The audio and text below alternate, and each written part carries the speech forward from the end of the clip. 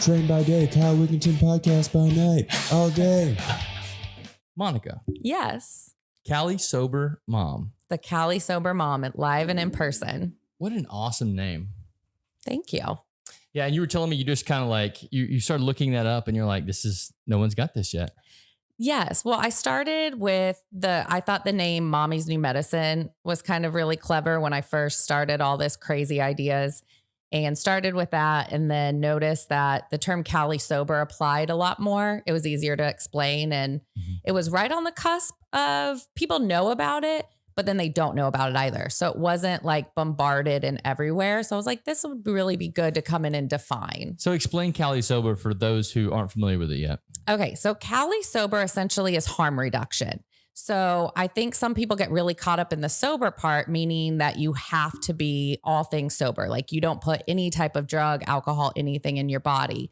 And that's really more for strict sobriety. Whereas Cali Sober is like, no, I woke up to what alcohol is, the poison it is, the medical effects, the stuff they aren't really sharing publicly. And I choose not to put toxins in my body anymore, but I still want to party. I still want to have fun, and I want to learn about plant medicines and how I can use those recreationally, but they're also good for my body. And so it means that you don't partake in toxins or vices that are known to have the effects of, say, like alcohol or methamphetamines, but you're open to marijuana, you're open to mushrooms, you're open to things that could enhance your body as well. What would you say to the people that look at mushrooms and things and say that they're toxins as well? I would say, show me all the research. I guess that would be my main thing. Like, I'm open to any discussion. I will tell everybody, like, I am not the expert, and I'm just as willing to listen to your viewpoint and open-mindedly and understand your research if you're just as willing to look at mine. So if we can sit down and have an open discussion and share research and share studies and facts, okay, let's do that. But if that's just something you've heard or you've read one thing and you're closed off after you say that, then I really don't want to have a discussion, because I don't want to just argue with someone that wants to beat their point into you. Yeah, I feel like a lot of the people that I have had that conversation with, they are just literally, they're terrified of them for no reason. Like there's no good reason. It's just they want to maintain control, and they know that if they take this substance, it's going to make them turn around and look at themselves and go, why am I this way? That, and the other thing I say is, it's scary once you open your mind, because once you open your mind to realize, even consider that alcohol, which was so accepted and so celebrated and so part of our society, could be awful. It could have been a lie. They could have bamboozled you. And then everything they told you was wrong and kept you away from, and I hate to say the word indoctrinated, but indoctrinated into us. Once you're open to realizing that that might have been a lie too, and you learn one thing, it's hard not to learn everything. And so I think it's almost a defense mechanism of, instead of having to open up, because that's a scary place to be in, I understand that, then they just are their way and they close everything off. And it's a defense, I think. That makes sense, because there's a rabbit hole you go down after that, and you just start learning more and more about the corruption. That is what I spent my summer in. This was supposed to just be a fun podcast, get the message out to other moms and other women. And someone had told me, well, if you're going to do this, you've got to get on LinkedIn, because that's where everyone in this industry is networking right now. It's the only platform that isn't shutting them down. They can share information. And these are networks that don't have these huge built-in, you think of like the National Realtors Association. You have functions, you have like associations within your city that feed up to the national. These industries don't. And so that's the one area that they're all talking and sharing. And I started getting into the like political part of it and the lobbying part of it. And oh man, I went down a rabbit hole this summer, and that was ugly. That was ugly. But now I'm coming back into the fun again. Well, like what was the reason you got into the political side? Because I know you were saying something about your husband's place of business. If you can explain that a little bit. Yeah. So my husband and his family are in the bar and restaurant industry. So they have a few bars here locally. They have one in Pensacola. And when the legislation was happening, it wasn't even so much for their businesses necessarily.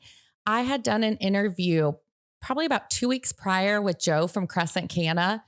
Joe, if you're watching this, you still owe me an interview. I forgot to hit record. We did a live podcast recording.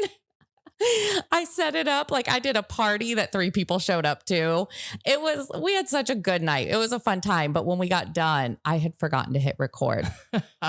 But we were talking and just some of the things we were delving into, I was like, I knew that I enjoyed the can of beverages. This was March when I interviewed him, but I knew my whole point was getting this information out there so other women knew, right? But then hearing him from the business side, I was like, this is going to be massive. Like, this isn't just a fly by the night one-off item. Like, to me, this has the ability to overtake wine. This has the ability to overtake alcohol culture. And I was talking to him about some of the limits from the legislation and this and that. And this is before the new legislation got hit. And some of the things he said.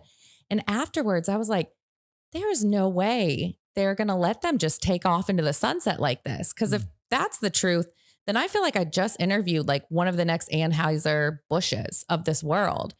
And that just stuck with me. And literally 3 days later, Louisiana popped off with all the legislative issues coming down. And I'm like, oh, of course that makes sense. It's taking away too much business from the big alcohol companies. And then they were saying it's for the kids.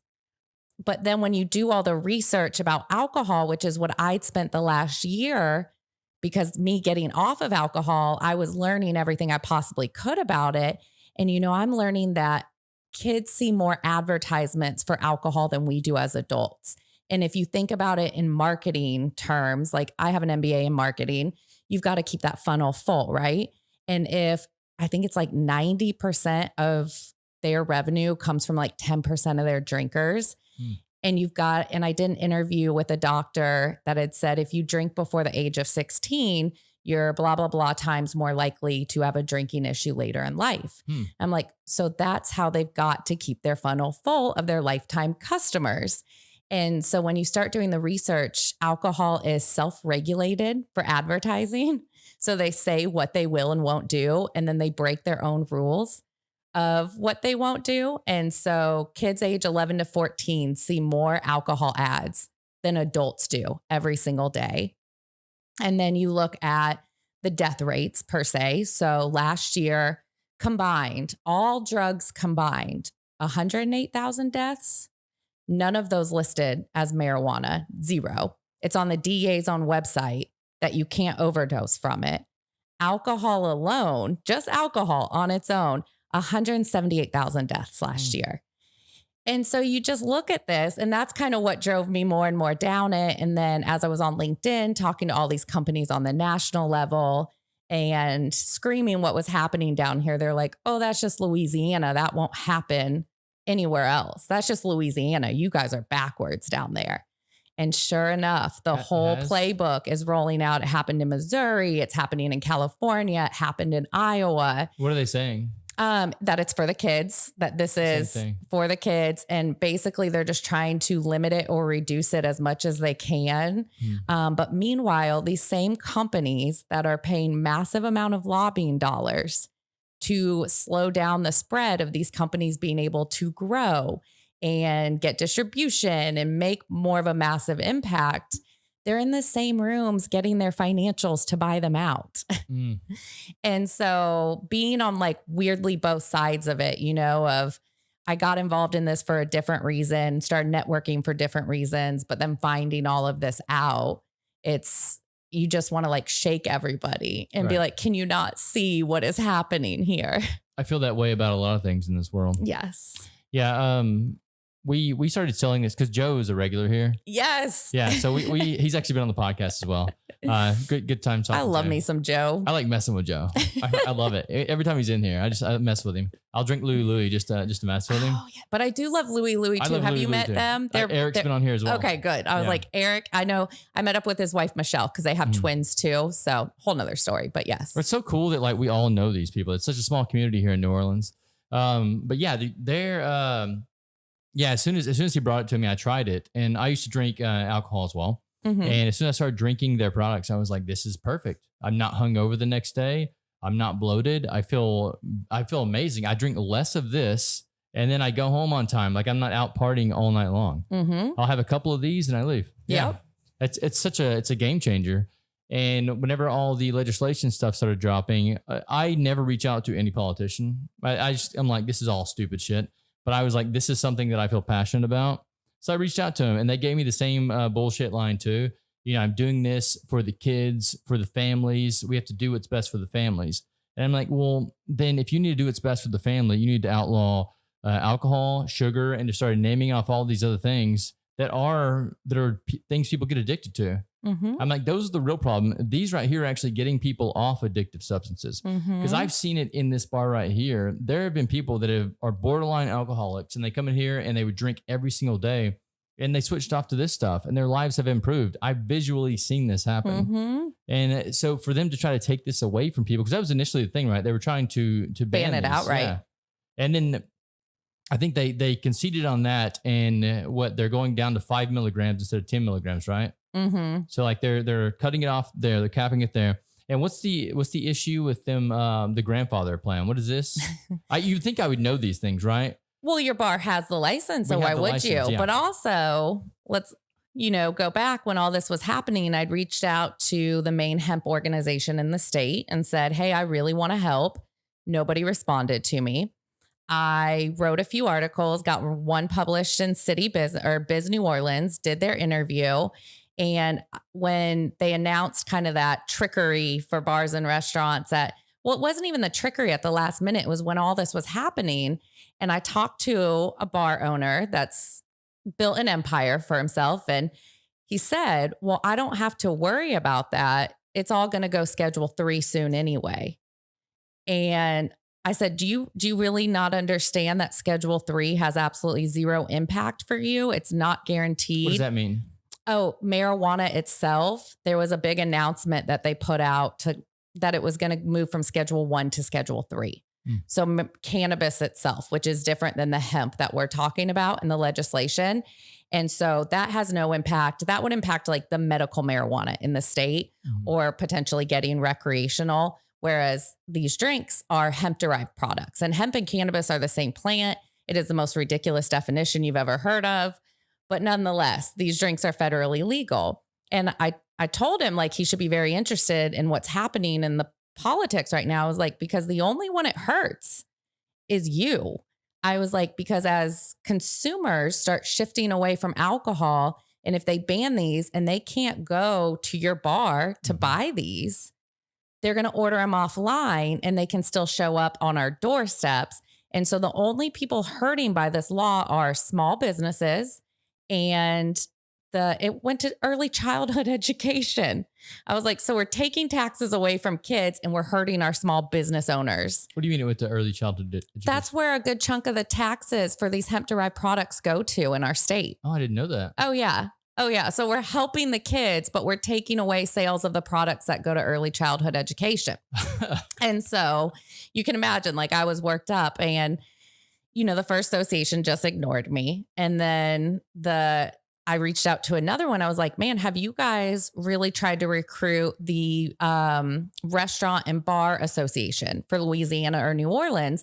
Because at the end of the day, this is going to have a massive impact on their bottom line. And they may not understand it today, but as consumer preferences are changing, and I have the research right here, if they get banned from serving it today, they're not going to be able to serve it 5-10 years from now when that's what the majority are buying. Like they're losing their right to have another income stream down the road. And this needs to be told to them. It needs to be presented.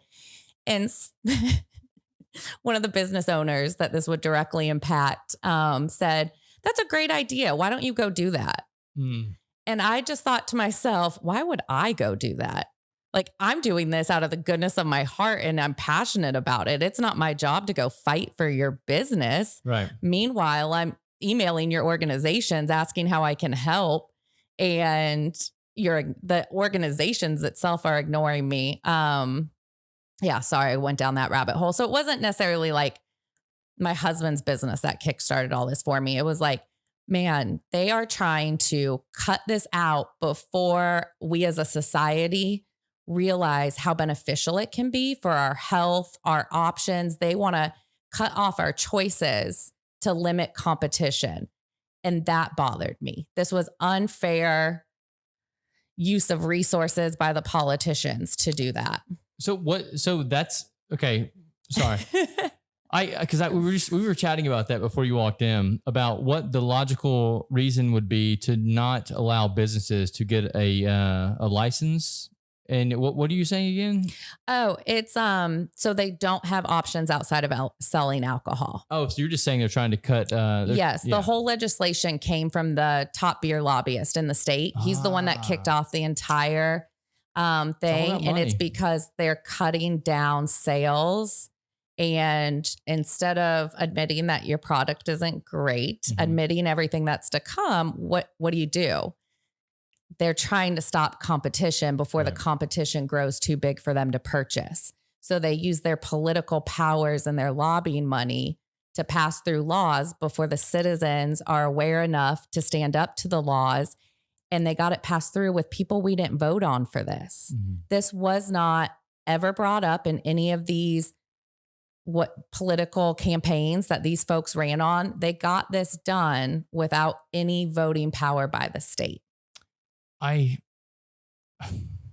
And what really makes you smile is the same time this was happening, they quietly gave the cultivator licenses. So medical marijuana in the state of Louisiana got passed through because the cultivator licenses would be held by the universities, LSU and Southern. They have agricultural departments. And so that's how they got it through. This would be handled by the university. This would be educational. This would be here. They handed over the cultivator licenses at the exact same time. So now 90% of any income that comes through medical marijuana is done by a man named Bollinger, who is a very wealthy shipyard magnate from the state of Louisiana and one of the biggest donators and closest friends of our governor. And when you look at now 90% of how is it medical marijuana if it's ran by someone that has no medical experience?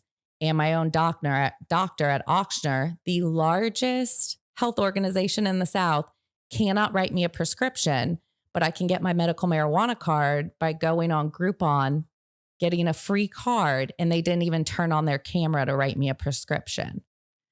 That's what's happening. So all that's okay, but let's put this law in place before anybody can vote on it, anybody realizes what it is, and get it passed through so our buddies keep making money. This is all mind-boggling. The entire way our government operates is mind-boggling to me. It's clearly not operating for the people. No. And I don't see how people can't see this yet. I think it's everyone. Here's what I understand. So when I've said this to people and that I know personally, right, that aren't as necessarily invested or want to do a podcast or anything like that. And I'm angry. I'm mad. And they're like, yeah, that's just Louisiana. Everyone, or that's just the government. It's so I think just known to us that there's corruption at some level that we just say, oh yeah, okay. Because at no point have we ever been able to do anything about it. Where would you pinpoint it? Where would you touch it? But I think the reason that I've dived so heavy into this and I'm so passionate is because we're on the cusp of trillions of dollars switching hands and power switching and consumer preferences switching. And this is something that if we wake up to it now and get loud enough, we as people could have a little bit of control about how this switches rather than when you find out about it 60, 70 years down the road, we all just found out about how big tobacco took over processed food when that all was going down. And now as a country, we're all very unhealthy. We have all of these issues. And when you start tracing it back, and it's man, alcohol's about to do the same thing. They're about to take over an industry that could have a lot of potential healing, a lot of potential benefits, and try to do a lot of good for the people.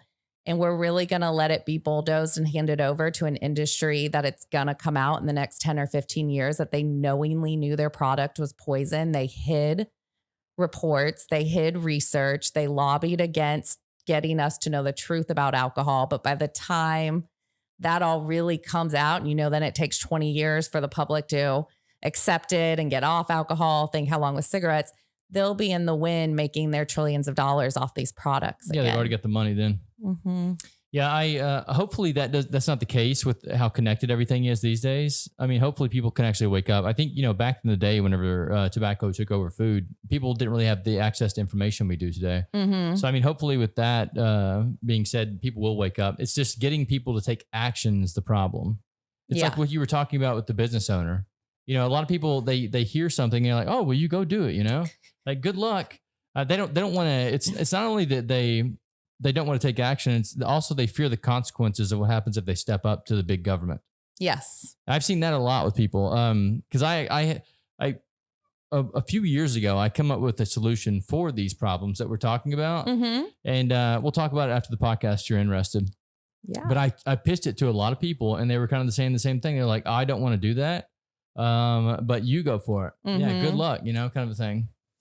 And it's hard because I am trying to, like I'm networking on LinkedIn. So I'm getting to the other owners of brands across the country and these organizations that are lobbying on the national level. And I'm trying to do it locally. And I'm on Instagram and I'm doing a podcast. I'm like, I'm going to take the 12 hours a week I have to myself, because outside of that, I'm a full-time mom of 3 kids under the age of 4. I have 3 kids in 18 months. So that is where the majority of my time is. I'm like, how can I get my voice heard the loudest in 12 hours a week? Mm-hmm. And it's so hard to be heard. Right. You've got to like switch your persona to have a hook, and people's attention span has been trained into dopamine hits. And I never knew it would be so hard to be heard. I always thought, man, if someone was doing something that would help the world and they were doing this and they were doing that, it would organically take off. Right. It doesn't. Right. It is so hard. And then you have your social media platforms, which restrict everything. Mm-hmm. And so if I'm on Instagram, I have to say gardening. I can't say hemp. I can't say cannabis. Really? Even though they're legal, I will get kicked off the platform for saying that. And so I have to make it cutesy, and I have to use a nickname, and I have to drive people to an email list so I can actually say things unfiltered. And I've said a couple things and they've been like, ooh, I'd be careful saying that person's name in Louisiana. You don't know who's going to show up at your front door. What? And I'm like, is that a violent threat? And they're like, well, not for me, but that's how Louisiana works. And I just am like, man, what do you do? It's hard. It is very hard unless you say some shit like hot tua. That's crazy that those people gain the attention whenever you're actually trying to do something good for the world and you can't really do it.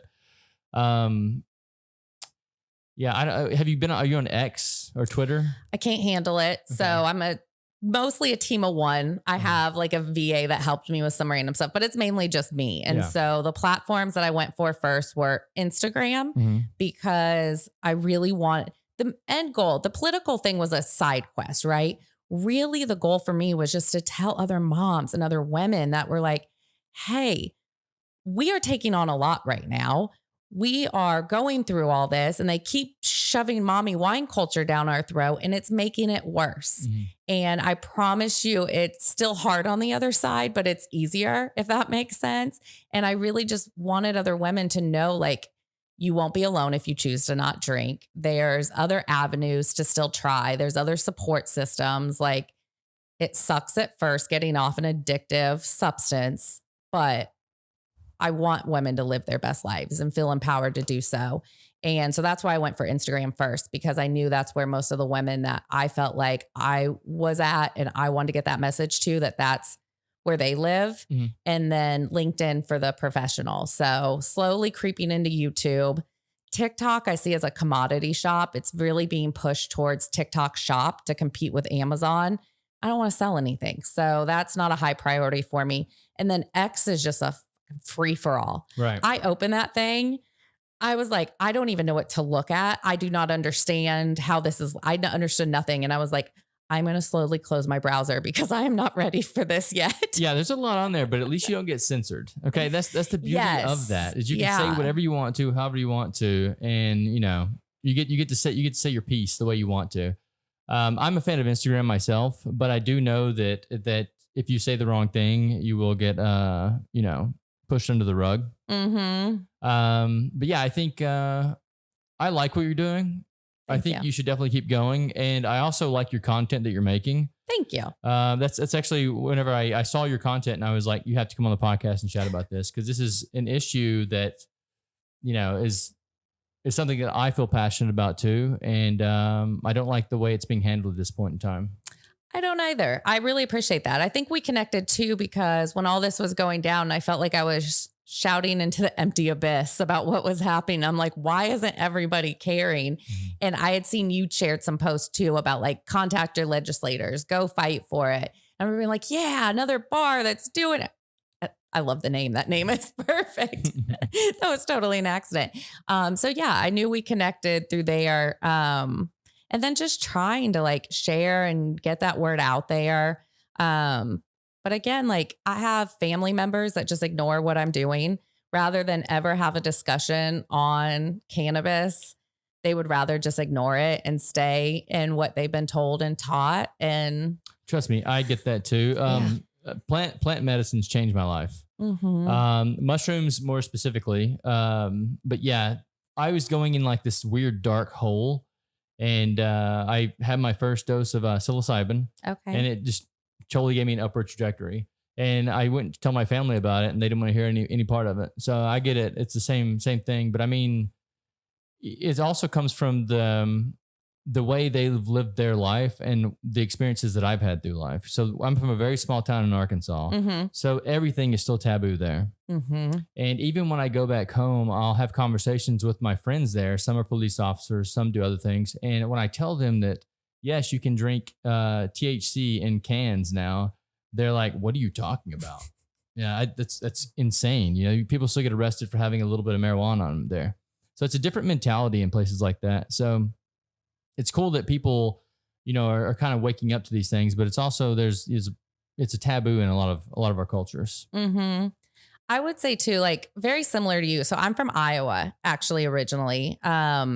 It's Des Moines, so it wasn't small town, but obviously not like here, but very different upbringing than down here. But even down here, people have similar. Anyway, all that to be said, when I started drinking these drinks, I quit drinking alcohol in April of 23. And then the first time I had the drinks was in July of 23. So they were still very, very new. Martin's, I think, was the only one really carrying them locally.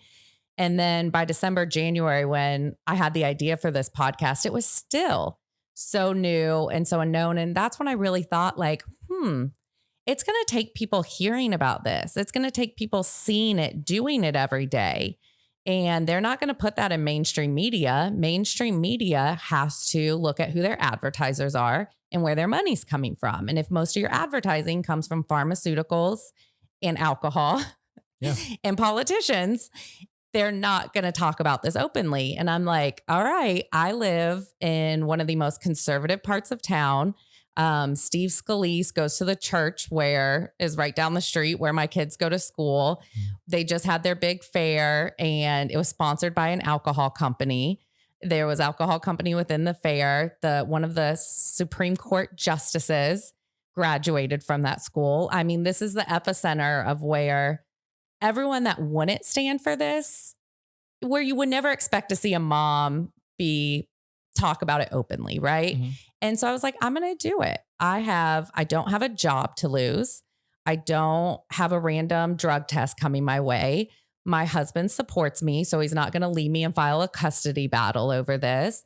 And I was like, I'm just going to do it. And I'm going to talk openly so they can see this as a real mom that went through the hells of alcohol, the hells of postpartum depression and anxiety and just all these things, and just be as open and normal about it because it is normal.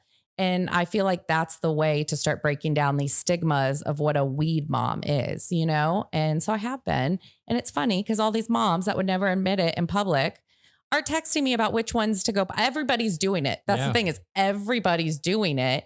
You think a mom can't say it because she could randomly get drug tested at work when it impacts her job in no way whatsoever, or it could possibly be used against her in a custody battle. Someone told me it recently just got used against them. They pulled it from a post they did on Reddit or somewhere. They talk openly about their use, and they used it against them in their life insurance policy. And so we are being forced But couldn't they just test them after that? Yeah. So if you don't pop on a test, like it's just words on a page, right? Yeah. So she is still in the active battles Hopefully of she gets through fighting the that. underwriting. She is, but it's like, we're not being allowed to talk about this because they still have control over how they can impact us. That's And so there's silly. not a lot of people that have the ability to talk that openly about it. And Which that's is part of also the sad. reason that I'm doing it. Yeah. Yeah, I think that too. That puts me. I'm in a really good position too, where I can say whatever I want to and be fine with it. I hate that there are a lot of people that can't do that. Even the two guys that were in here just before you left, we were talking about it, but they were like, "Yeah, I couldn't say this, on camera. I couldn't come on your podcast and say this." And that's the world we live in, but it's not a good one because you have people that are stifling their opinions, which it doesn't create the most perfect world. It allows them to get things done before people can talk about it. And when I was going to start the podcast, when I had the idea, I taken a friend with me to I don't know, you probably get the reps that come in here and show you the new like lines that are coming. And I'd gotten her kind of off wine and into drinking these more. And I was like, hey, the rep wants to show us some new drinks coming in because, my husband's family owns bars. We'll just say you're the office manager, come with us. We had so much fun. But later that's when I got the brilliant idea for the podcast. I was like, man, we're just two like elder millennial moms. Like I'm 38. I think she's like 43. We got off wine. We're damn good moms. We're educated. We're this and that. I was like, let's just do a podcast about this and talk about it. Went home, made a commercial. I made a business plan. I made the whole season. I was like ready to go. And she told me she had to, kind of bow out. She's like, I love it. But she's a licensed psychologist and her husband's a doctor.